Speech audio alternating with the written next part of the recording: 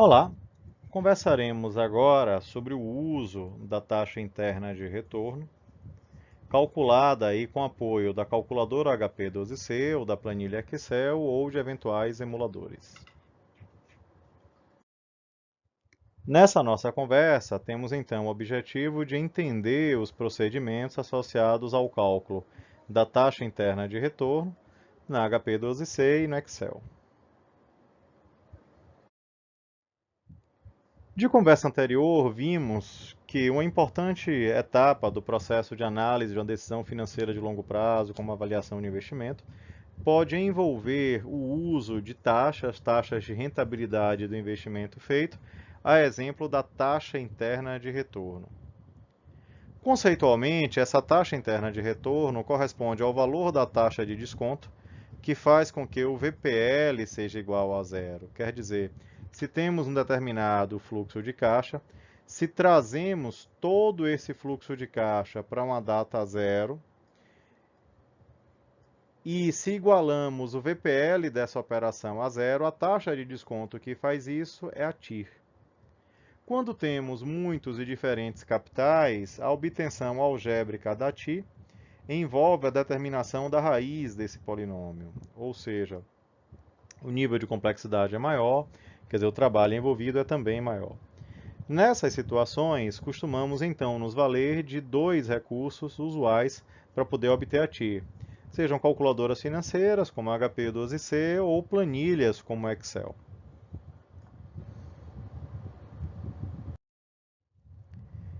Se vamos calcular a TIR com auxílio de uma calculadora financeira como a HP, podemos usar a função FRR. E RR em inglês corresponde à sigla da TIR, taxa interna de retorno. Se vamos usar o Excel, aí o Excel tem uma função específica para o cálculo da TIR, que é a função TIR.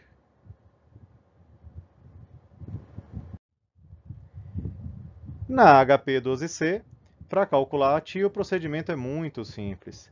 Podemos abastecer o investimento inicial no registrador GCF0, podemos abastecer os fluxos futuros nos registradores GCFJ, até 20 fluxos podem ser abastecidos, lembrando que eu preciso abastecê-los sequencialmente, do primeiro ao último.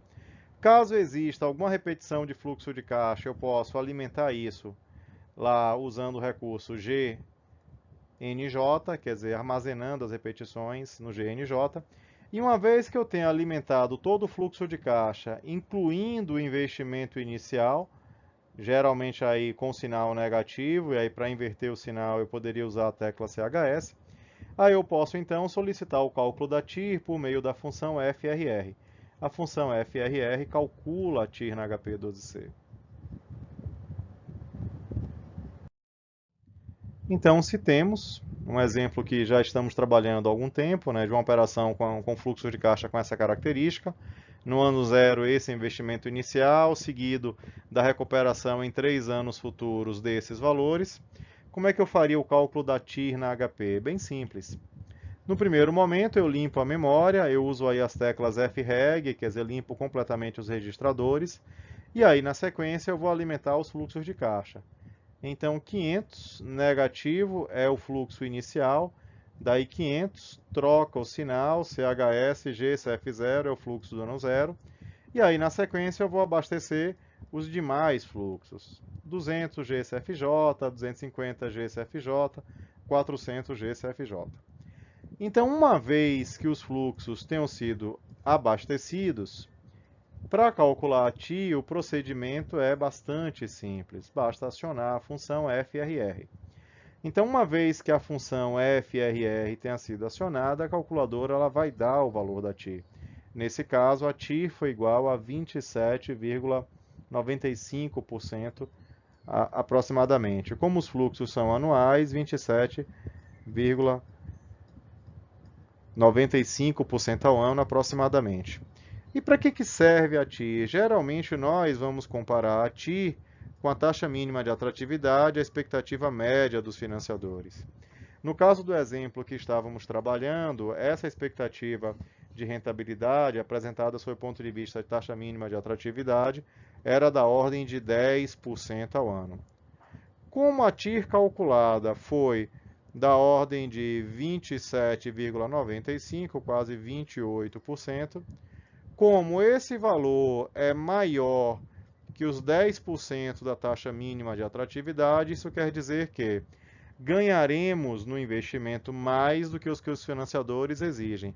Daí, então, eu deveria aceitar essa decisão de investimento, já que a TIR ela é maior que o custo financeiro, já que a TIR ela é maior que a TMA.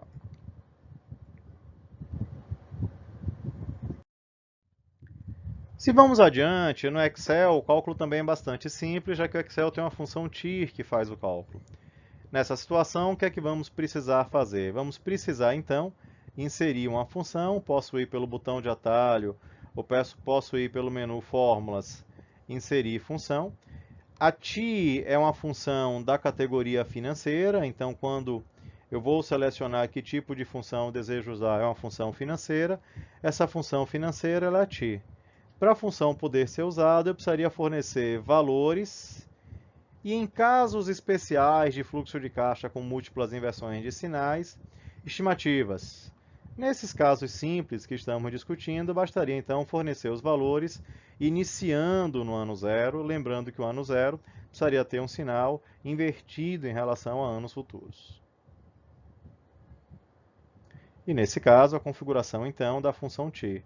Eu forneceria para a função t, quer dizer, os valores aí, as referências da planilha onde estão os fluxos de caixa, e a função calcula a TIR.